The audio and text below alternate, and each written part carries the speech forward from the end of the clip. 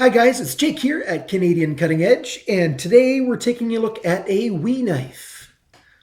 Happy New Year! This is the first WE knife review for 2017. And what we've got for you today is a Sanrenmu knife. Most of my WE knives are Sanrenmu, largely because you can get these guys from, under $10 US almost always. You get the odd one that's $11, maybe $12, but $5, $6, $7, and you can get yourself a nice WE knife. The one that we're looking at today, right now, on the day of videotaping, it is $7 even US at GearBest. And this is the Sanrenmu 4058 BUC-SCR-Mini. There you go. So 4058, and it's a mini. I've not seen this same style knife in a larger version, but apparently you would think that Sanrenmu has one out that's larger. If this is the mini, then there's going to be one that's a bit bigger, I would think, right? Don't you think so? So there you go. That's what it looks like. It comes in two variations with either the gold liners, they're calling it the gold color, or just all steel, so all satin look, or this two-tone satin and sort of brass kind of goldish look to it. So come on down to the tabletop mode, and we're going to take a good close look at this knife together. All right, I'm trying out a different kind of layout of my tabletop review right now. Basically, I've got the camera sitting right in front of me, so I'm looking straight down at the exact same angle that you are. And so I'm just looking at the entire thing through the viewfinder, the LCD on my camera. So just see how this works today. So what do we got here? We got a knife that is a harpoon style blade tip. So you've got this coming off the top of the blade, top of the handle. It comes on flat, and then you've got a bit of a riser coming down. So that's called a harpoon tip. And it's got a bit of a swedge right there. And the swedge comes down to, a very sharp point right there. Nice big belly. Hardly any flat area, but there's a little bit of a flat area down here. And then you got a nice little sharpener's choil right there. And then the handle just comes back. And, it's got a really nice styling to it, but it almost looks like a bit of a choil at the back here instead of one at the front. And, so it looks kind of different.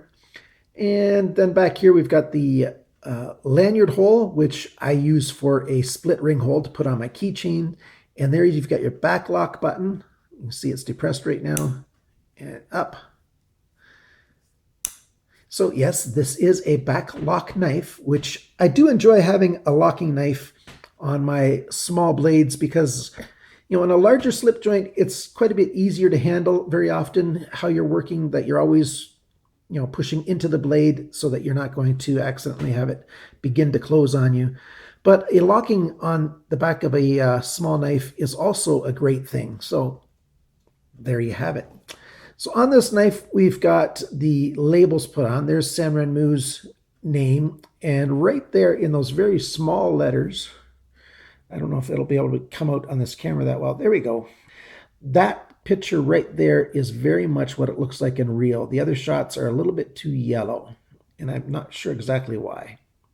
So it's got that color. There you can see my wedding band, and so it is very much the same kind of color as, just regular yellow gold. And the rest is just sort of that satin brushed. You've got the lines on the brushed finish there. And then the blade itself has the grind lines going vertically from the spine down to the blade. Let's talk about some sizes here. When it's open, the whole thing, the knife right there is 4 3/4 inches, which is right around 12 centimeters. The handle itself is 2 3/4 inches, which is 7 centimeters. And the blade is 2 inches, which is right around 5 centimeters.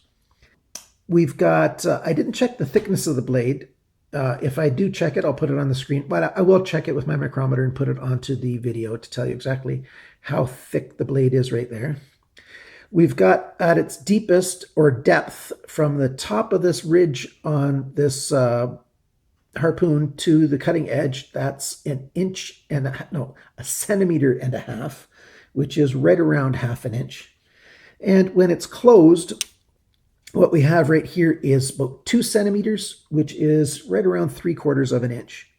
So we're talking about when you're closed, you're looking at like 3/4 of an inch this way and less than 3 inches long. So it's a nice 2 3/4 inch long kind of. It's a small knife. The thickness of it this way is 6 millimeters, which is 1/4 of an inch. The only thing that's a little bit bigger is you can see those 2 screws poking out just a little bit right there on the pivot. So there's that. Everything is Torx to adjust it. You've got the pivot screw, and then you've got 2 screws that hold on this back plate, which is for the lanyard hole. And that's all it takes to take this thing apart. Although I tend not to like to take apart my tiny knives. I don't know why, but I've got a history of stripping out Torx screws on tiny knives. I don't know if I just try too hard or if I don't try hard enough or what I'm doing wrong when I do it, but that tends to happen for me. The steel type on the blade here, most commonly what I can find is that this blade is 8CR13 MOV. I really wish Sanrenmu gets their English website back up and running. It's been down for the better part of a year already. And since they've stopped answering their emails, I can't always confirm with them what the steel is because the vendors' websites are not always accurate. Sometimes they're different. Fast Tech will say one thing, GearBest will say another thing, DHgate will say a different thing, eBay will say a different thing. Well, usually not 4 different things, but it's not always the truth. Okay, so there we go. That's all the big specs and everything. I went through that pretty slowly, didn't I? How is it? It's a great little keychain EDC, in my opinion. The full flat grind makes it slice through things very, very easily. This harpoon shape makes it so that your thumb can go right up there very well. The little sharpener's toil makes it so you can sharpen right to the end. And, it cuts things rather easily. This is some of that banding from packages that I sometimes cut up. If it's going to focus, I hope. There we go. And it just sort of cuts through that stuff very, very easily. No problem at all with cutting through that. I'm not using a sacrificial table today, so I'm not going to cut right on the surface of our kitchen table. I prefer it when my wife is pleased with me. Let's see how it cuts through some paracord. There's 2 layers right there. Just slides right through that, no problem at all. There's no sort of hesitation, no hang-ups, no problems with cutting through things. Let's see how it works with paper. All right, here we have some regular copy paper.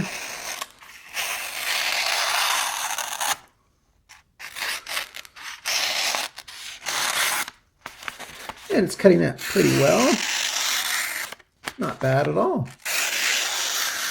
And that's a push cut. I'm trying to cut along the exact same spot on the knife, all the way along, a nice slow push cut. Those of you who've watched my channel a number of times have heard this explanation, how a slow push cut is the best demonstration of how sharp an edge really is, because anybody can really slice, not anybody, but you can learn to slice really quickly through paper, but it doesn't really give you a true perspective on how well that edge is actually cutting.